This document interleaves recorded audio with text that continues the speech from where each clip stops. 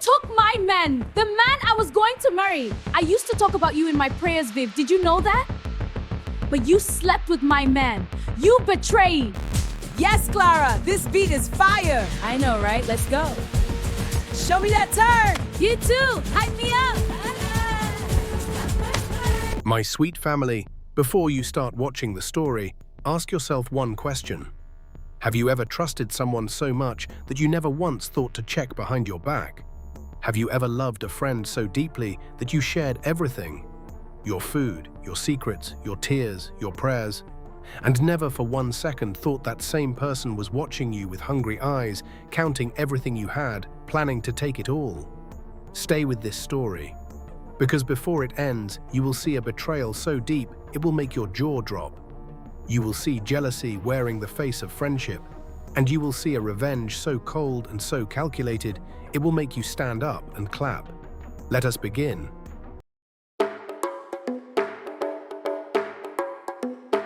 Room 14, Blessing Hostel, University of the Southeast, Nigeria. That was where Clara and Vivian lived. Clara was the kind of girl that people noticed when she walked into a room. Not because she was trying to be noticed, it was the opposite. She walked quietly, she dressed simply, she smelled like shea butter and soap. Her smile was the kind that made even strangers relax. She was studying business administration in her second year, and she took her books seriously. Every Sunday she woke up early, knelt beside her bed, prayed quietly, then opened her textbook. That was Clara. Vivian was different. Vivian was loud in the way that fills a room. Her laugh came first before she even entered the door. She wore bright colors. Green blouses, red skirts, tight jeans that announced her figure. She was beautiful. Everybody agreed. Her skin was smooth and dark, her eyes were sharp, and when she smiled, she showed all her teeth. But there was something about that smile, something that a careful person would notice. It did not always reach her eyes. But Clara never noticed that, because Clara was not the type to look for evil in the people she loved. They had met in their first year during orientation week. Vivian had dropped her tray of food in the cafeteria, and Clara had bent down to help her pick up the pieces before anyone else even moved. That was how it started. One act of kindness, and from that day, they were inseparable. By second year, they had moved in together. Same room, same space. 2 girls, 1 story, or so Clara thought. There was a rule in the Blessing Hostel: no male visitors after 8 o'clock at night. The warden, Mama Titi, enforced this rule like it was written in the Holy Book. She walked the corridors at exactly 8:15 every night, knocking on doors, checking, listening. Most girls followed the rule, some bent it a little, and then there was Vivian, who broke it completely and never got caught. The first time Clara noticed something strange, it was a Thursday night. She had woken up at midnight to drink water, and Vivian's bed was empty. She thought maybe Vivian had gone to use the bathroom. She drank her water and waited. 1 hour passed. Vivian was not back. Clara slept again. By morning, Vivian was in her bed, sleeping peacefully like nothing had happened. Clara asked her, Viv, where did you go last night? What? Your bed was empty at midnight. I woke up and you were not there. Clara, I went to buy pure water from the girl downstairs. You know I cannot sleep without water. Come on, stop being a detective. You and this water business. Okay. and that was the end of it. That night. But it happened again and again and again. It was not just the disappearing, it was the small things. The new gold earrings Vivian wore to school on Monday. Loops that cost more than their weekly feeding allowance. The phone credit that never finished even though Vivian complained she had no money. The way certain male lecturers greeted Vivian in the corridor with a smile that was too familiar, too warm, too knowing. The way Vivian always seemed to have money when others were struggling. The way she never appeared worried about exam results before they came out, but was always sure she would pass. Clara was not stupid, she just wanted to believe the best. But the truth has a way of showing itself. You cannot hide fire under a bed forever. One evening, Clara came back earlier than expected. She pushed the door open and stopped cold. Vivian was sitting on her bed, counting money, a thick bundle of notes. She was counting quietly, licking her thumb between notes, stacking them carefully. When she saw Clara at the door, she froze. The silence in that room was so thick, you could chew it. Viv, where did that money come from? My uncle sent it, for tuition. Your uncle? Yes. Why are you looking at me like that? I'm not. I am not suspecting you. Then stop standing at the door like you saw a ghost. Come and sit down. I will buy us suya later. My treat. Clara sat down, but something had shifted inside her. A tiny crack had appeared in the wall of trust she had built around her friendship with Vivian. She just did not know yet how wide that crack would grow. Noah came into Clara's life like a calm wind on a hot afternoon. He was in his final year, studying engineering. He was not the flashy type. He drove a clean but ordinary car. He did not buy things to impress people. He once bought food for a hungry student in the cafeteria without telling anyone. He was the kind of man that quiet, serious girls dream about. He and Clara had started dating in first year when he came to help with the freshman orientation committee. He had seen her arranging chairs and gone to help without being asked. They talked. By the end of that day, they had exchanged numbers. By the end of that month, they both knew something real was growing between them. By Clara's second year, Noah had proposed. Not a big public proposal. No crowd, no video, no social media display. He had taken her to a small garden near the school's botanical section on a Sunday afternoon. He had gotten on one knee, held out a simple gold ring, and said the words Clara had not expected so soon, but was not surprised to hear. I want to build my life with you, Clara. I know I am still in school. I know we are both young. But I know what I want, and I want you. Oh, Noah. Clara had said yes before he even finished the sentence. She came back to the hostel that evening with the ring on her finger and her whole face glowing. Vivian was the first person she ran to. She stretched out her hand. Look! Look, Viv, he proposed. Oh, my congratulations! Ah! This is what I have been praying for you. Are you serious right now? I knew. Of course I knew. Noah told me he was planning it last week. I have been carrying this secret and it was killing me. I am so happy for you, Clara. You deserve this. You really do. That night, they celebrated with small chops and drinks that Vivian bought. They talked and laughed until 1 in the morning. Clara looked at Vivian and felt so grateful. Grateful for Noah. Grateful for this friend who shared her joy like it was her own. But look at Vivian's eyes in that moment. Look closely, because there was something there. Something that flickered in and out like a bad light bulb. Something that Clara did not see because she was too busy being happy. Vivian was smiling with her mouth, but her eyes were doing something else entirely. It was Ruth from the room next door who first said something to Clara. Ruth was a small, quiet girl who kept mostly to herself. She was the kind of person that people forgot was in the room, but because she was always quiet, she noticed things. She heard things. She saw things that louder people missed. She knocked on Clara's door one afternoon when Vivian was out. Clara opened it and Ruth stepped in, looking behind her like she was checking if anyone was watching. "Clara, can I talk to you about something?" Clara frowned. "What is it?" Ruth sat down. She pressed her hands together and looked at the floor. I do not want to cause problems, but I feel like I should say something because you are my friend, Clara. What is going on? It is Vivian. "What about her?" Clara's voice was careful. I heard her last Saturday night. She was in the bathroom on the ground floor talking on the phone. I came to use the bathroom and I stopped because I heard your name. A man, I think. And she was saying that you think you are better than everyone because of your ring. That Noah does not know who he is dealing with. That you are just a good girl show. Clara stared at her. Ruth continued. "She was laughing when she said it, Clara, like it was a joke. But the way she said your name, it was not nice. It was not how a friend talks about another friend." Clara was quiet for a very long time. "Are you sure it was Vivian?" "I know her voice, Clara. We have lived on this corridor for 2 years." Clara stood up slowly and walked to the window. She looked outside at the hostel compound, students walking, a bird sitting on a fence, the everyday noise of campus life. "Thank you for telling me," she said finally. Her voice was steady, but her hands, which she was pressing together in front of her, told a different story. Ruth left. Clara stayed at the window. Was it possible? Was it possible that Vivian, laughing, screaming, celebrating Vivian, was saying those things behind her back?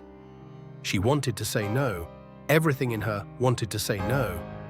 But the money under the pillow, the midnight disappearances, the two familiar lecturers, the smile that never fully reached the eyes. Things were adding up in a calculation that Clara did not want to finish. She decided to say nothing. Not yet. She told herself she needed to be sure. She needed to see for herself. She did not know that waiting would cost her more than she was ready to pay. Before we go to the next part of this story, drop it in the comments right now. Where are you watching this from? Are you in Nigeria, Ghana, UK, US, Canada, South Africa, somewhere else in the world? Drop your country and your city below. And if you have not subscribed yet, do it now, because what is about to happen in this story is something you do not want to miss. The next part will change everything you knew about story. Now, let us continue. Clara began to watch, not in an obvious way. She was careful. She kept her face warm, her laugh easy, her conversations normal. But underneath all of that, she was watching. She was paying attention to small things she had let pass before. She noticed that whenever Noah visited, Vivian always found a reason to make herself comfortable in the conversation. She would sit very close. She would laugh extra loud at Noah's jokes. She would touch his arm lightly when making a point. Small things, things that could be explained as nothing. But Clara watched. She noticed that Vivian had started asking questions about Noah, innocent questions on the surface. How is Noah? Has he gotten that job offer? Or is Noah's family comfortable? Are they well off? Clara answered without thinking too much, but she filed them away. She also came back one day to find Vivian sitting on her bed, Clara's bed, not her own, sitting there looking out the window with a soft smile. When she saw Clara, Vivian jumped up. "Sorry, I just sat here for a minute. The fan over my bed stopped working." "It is okay," Clara said, and she smiled, but inside she was thinking, why would you sit on someone else's bed when there are two other empty beds in the room? She did not ask, not yet.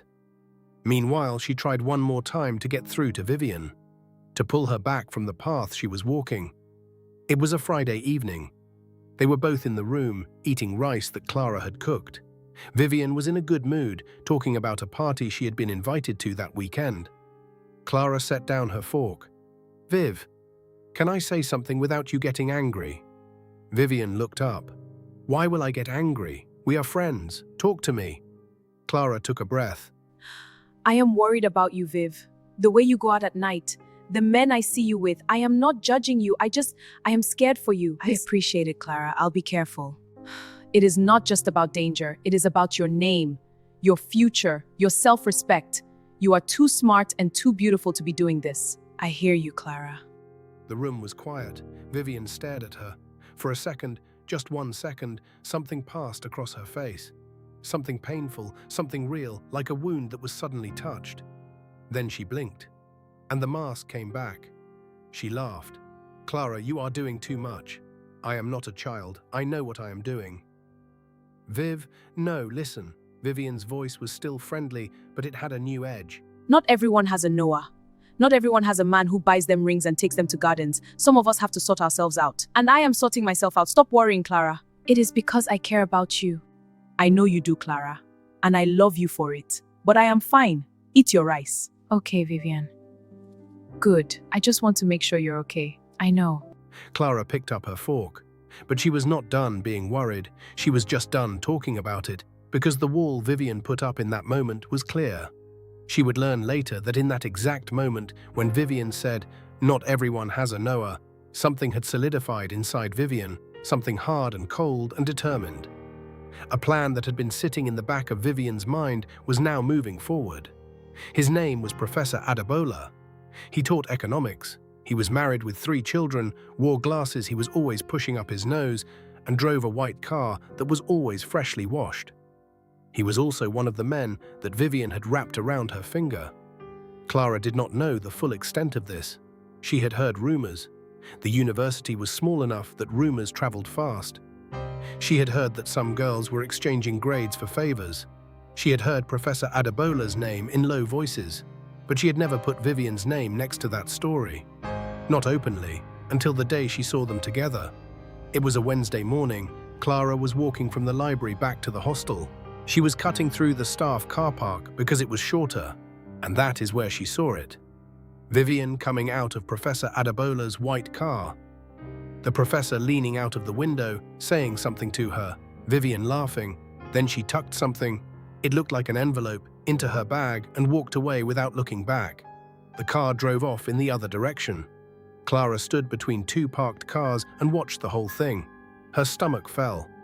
She had known. Deep down, she had known.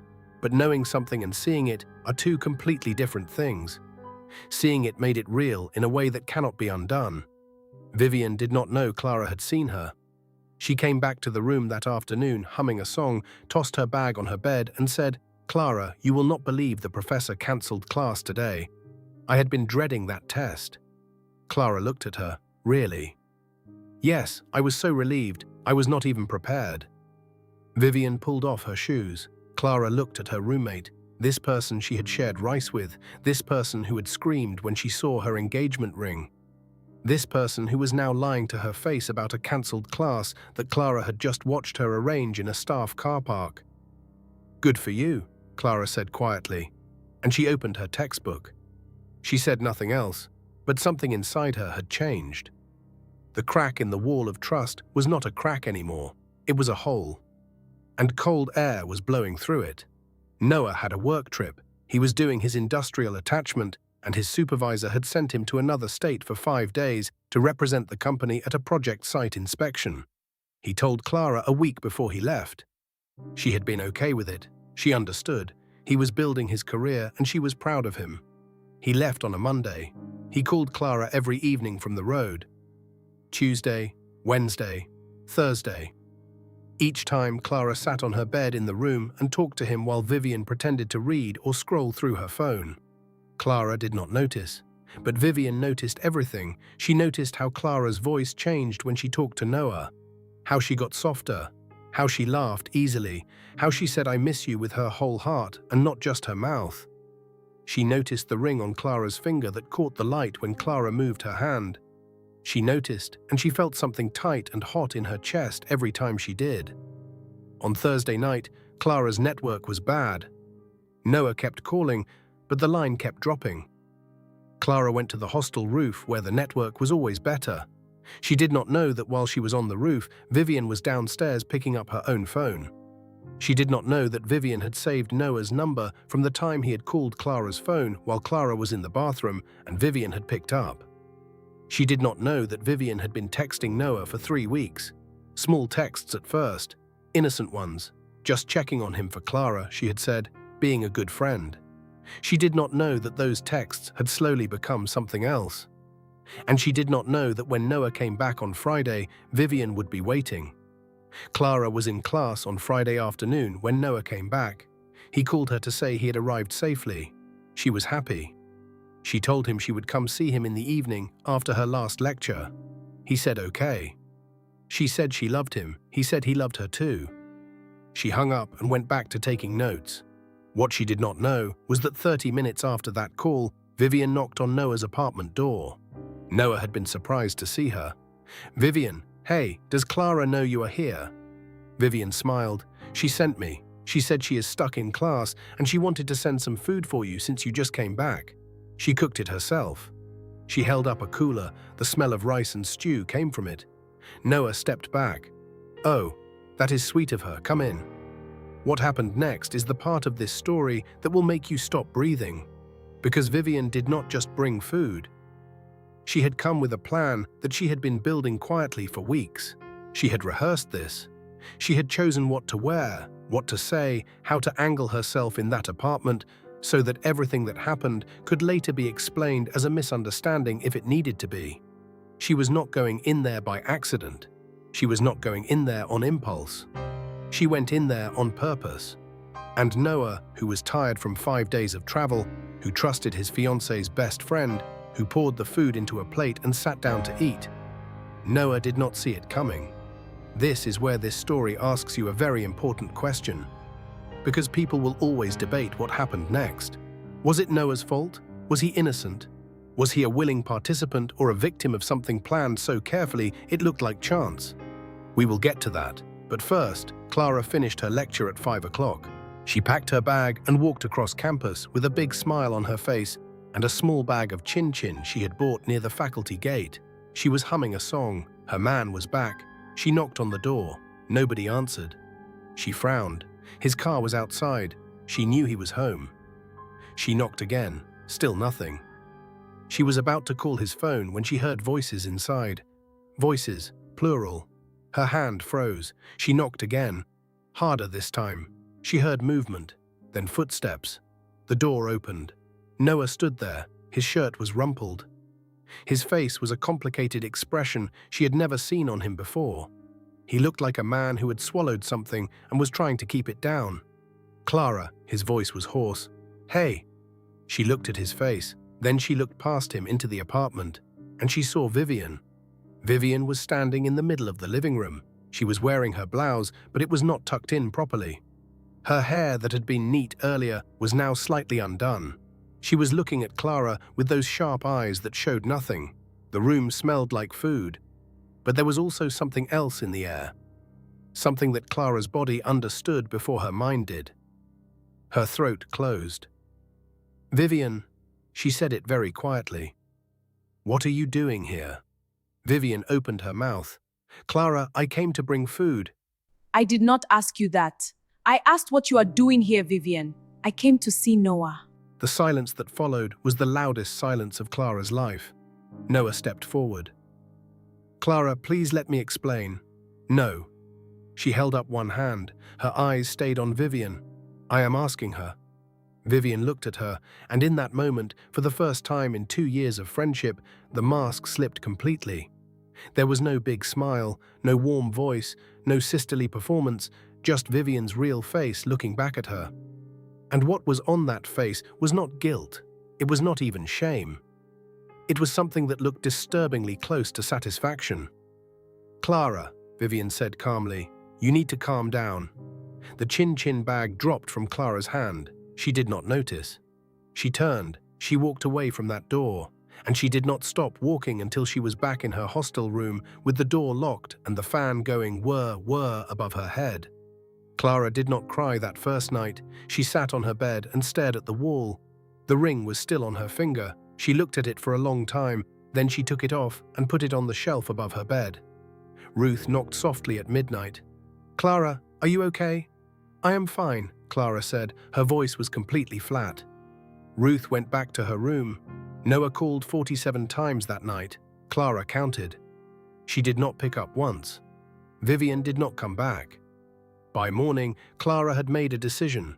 She was not going to fall apart. She was not going to become the kind of woman that pain breaks down into pieces. She was going to think clearly, she was going to plan, and she was going to be very, very patient. Because this was not just about what happened in Noah's apartment. This was about something much bigger, something that Ruth had told her, something that had been in the back of her mind, something that the money under the pillow and the envelope in the staff car park and the 2 familiar smiles from lecturers all pointed to. Vivian had not just betrayed her in Noah's apartment. Vivian had been planning something for a long time, and Clara had been too kind to see it. So she started digging. Not loudly, not dramatically, she started quietly pulling threads. She went back to Ruth. She asked her to tell her everything she had heard and seen over the past months. Ruth talked, and as she talked, a picture began to form that was much darker and much bigger than Clara had imagined. Ruth had seen Vivian with Noah's car 3 weeks before the apartment incident. Vivian had been in the passenger seat laughing while Noah drove. Clara had thought Noah was in lectures that day. Ruth had heard Vivian on the phone talking about Clara's ring, saying she thinks that ring makes her something, just wait. Ruth had seen Vivian go through Clara's phone one morning when Clara was in the bathroom. She had seen it, but had not known what to make of it at the time. Clara listened to all of it without changing her expression. Thank you, Ruth. Please do not say anything to anyone. What are you going to do now, Clara? I am going to finish my semester. And then I am going to give Vivian exactly what she deserves. Ruth looked at her for a moment, and she saw something in Clara's eyes that made her very quietly glad she was not Vivian. It took Clara 2 weeks to gather everything she needed. She discovered that Vivian had been meeting Noah secretly for over a month. The food story had been part of a longer plan.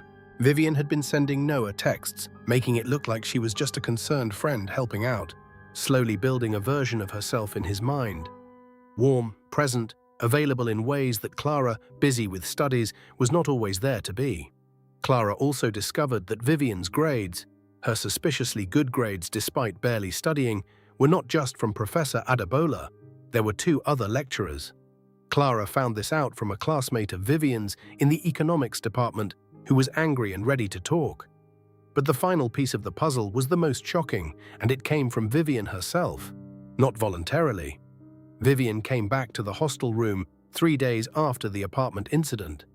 She walked in like nothing had happened, dropped her bag on her bed, and looked at Clara.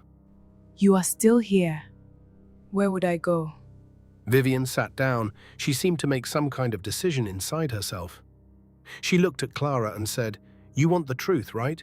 You have always wanted the truth." "Yes," Clara said. I have always been jealous of you.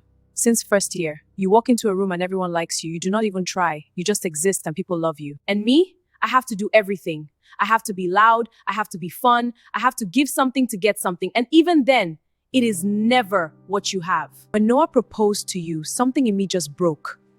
I did not plan to feel this way, but I did. And I told myself, why should she have everything? The room was so quiet you could hear both of them breathing. "So you went after Noah?" Clara said. "Yes." "Knowing he was mine?" "Yes." Clara nodded slowly. "Okay," she said. Vivian blinked. "That is all you have to say?" "For now," Clara said, and she went back to reading her textbook. Vivian did not know what to do with that. She was expecting tears, screaming, maybe things thrown across the room. The calmness was more unnerving than any of that. She should have been more worried about that calmness. Clara's first move was Noah. She did not scream at him. She did not beg him. She called him one morning, told him to meet her in the garden where he had proposed. When he arrived, she was already sitting there. She was calm and neat, and she looked him in the face without blinking. I know everything. I know Vivian set this up. I know she had been texting you and building something. I also know that you let her in. You should have called me. You should have said something. You did not. I am not going to give you a long speech. I am just going to tell you this. You lost something real because you were careless with it. That is your punishment. Live with it. She put the ring on the garden bench between them. She stood up. She said, "I hope you grow up." And she walked away. Noah sat there for a long time after she left. He told a mutual friend later that he had never felt smaller in his life than he did in that garden that afternoon. That was Clara's first move. Her second move was the professor's. This took more time. She worked with 2 other students who had their own stories about Professor Adebola and the others. Together, they gathered evidence. Screenshots, dates, names, patterns. They put everything together into a formal complaint that was submitted to the university's ethics board at the end of semester. Clara was not the only one who signed it. There were 6 names on that document, 6 students who had been afraid to speak and were now not afraid anymore. The investigation started 2 weeks after submission. The university could not ignore 6 students making the same claims against the same set of lecturers. Professor Adebola was suspended pending investigation. 2 other lecturers received the same treatment, and every student whose grade had been affected, including Vivian, was placed under academic review. This meant Vivian's grades were being looked at. All of them. The ones that had been suspiciously high, the sudden jump in her results from first to second year, the pass in courses that she had barely attended. When the academic review results came in, Vivian was told she would have to retake 2 full semesters of examinations. Her second-year results were voided. She had to go back. She had to do it honestly this time, or leave. In the weeks that followed, Vivian found herself alone in ways she had never been before. The men who had given her money were dealing with their own problems. The lecturers were suspended. The social circle that had thought she was the fun, loud one was now looking at her differently. Even Noah stopped talking to her completely when the texts became public. She was alone. In the same room where she had planned and schemed and smiled her false smile for 2 years. And Clara had moved out. Clara moved into Ruth's room for the remainder of the semester. She slept better in that small space on a narrow mattress than she had slept in months. She studied hard. She submitted her assignments on time. She went to church on Sunday mornings and sat in the back row and prayed with her whole heart. Her final exam results that semester were the best she had ever gotten. Her mother, when she heard, started crying with happiness. Clara, I am so proud of you. You did not let anything stop you. No, Mama, I did not. Ruth asked her one afternoon, sitting on the corridor steps eating oranges in the evening sun. "Do you miss Vivian?" Clara peeled her orange slowly. "I miss who I thought she was," she said, "but that person was never real. Do you hate her?" Clara was quiet for a moment. No, I feel sorry for her. A person who can only feel good by taking what belongs to someone else, that is a very empty way to live. You are something else, Clara. You know that? Clara smiled. The real one. "I am just someone who decided my peace was more important than my anger. That is all." If this story touched you, share it right now. Send it to someone who needs to hear it. Drop it in the comments. Tag a friend. If you are new here, subscribe now because this channel drops stories like this regularly. Real, raw, emotional stories that hit you right in the chest. And comment below, have you ever had a friend like Vivian? Someone who smiled to your face and stabbed you in the back? Or did you see it coming and say nothing? Drop your story below. And one more time, where are you watching this from? Nigeria, UK, US, Canada, Ghana, South Africa, Australia, India? Drop your location right now. Let us build this community together. See you in the next story. Stay safe and protect your peace. Take care. Bye-bye.